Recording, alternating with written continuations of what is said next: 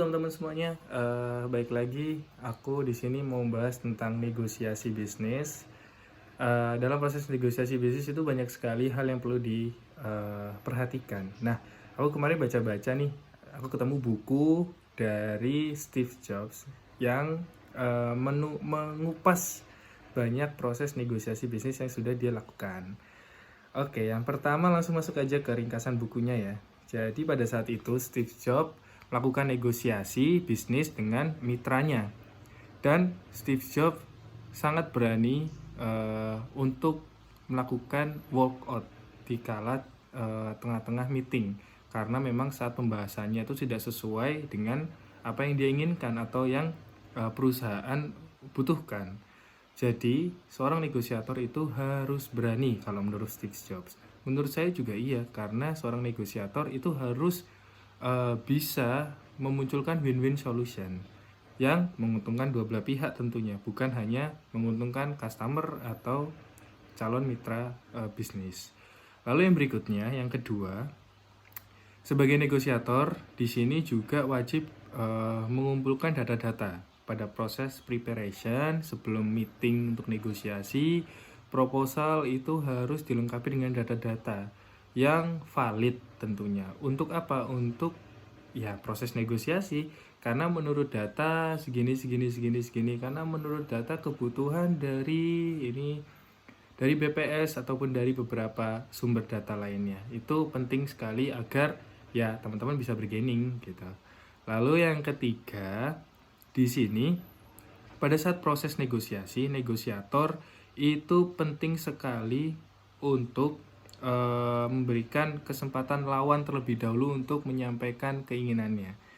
Itu penting sekali agar apa? Agar kita bisa menganalisis nih kebutuhannya tuh apa saja sih, keinginan dia sampai mana, dan kemampuan mereka dalam biaya itu seperti apa. Itu nanti akan bisa menciptakan beberapa strategi-strategi baru yang hadir pada saat proses negosiasi yang tentunya win-win solution. Jadi itu sangat penting dijadikan catatan ya. Ini bagus konsep dari Steve Jobs yang bisa kita terapkan nantinya pada saat kita menghadapi proses negosiasi. Lalu yang berikutnya, yang keempat, Steve Jobs menuliskan bahwasanya kita sebagai orang yang memberikan proposal atau penawaran ini juga harus memberikan penawaran yang terbatas. Dalam artian di sini kita menutup ruang untuk negosiasi. Negosiasi tetap ada, tetapi tidak melebar dan akhirnya bisa langsung ke pressure point-nya.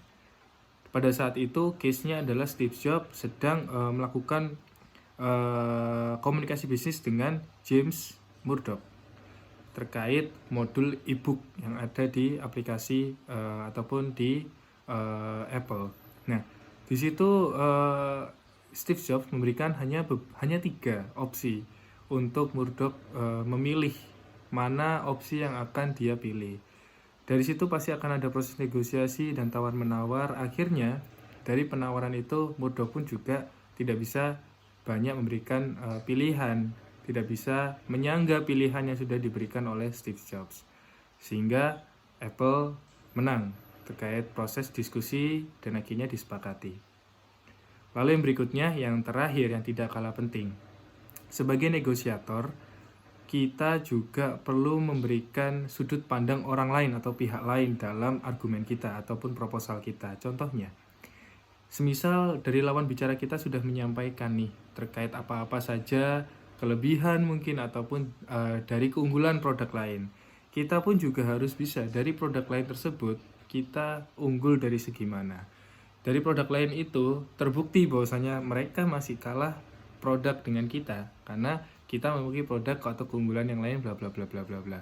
Dari sisi situ itu akan secara psikologis akan membuat calon customer atau calon partner bisnis merasa bahwasanya produk kita memang unggul dan memang layak proposal kita ajukan untuk di ACC atau disepakati.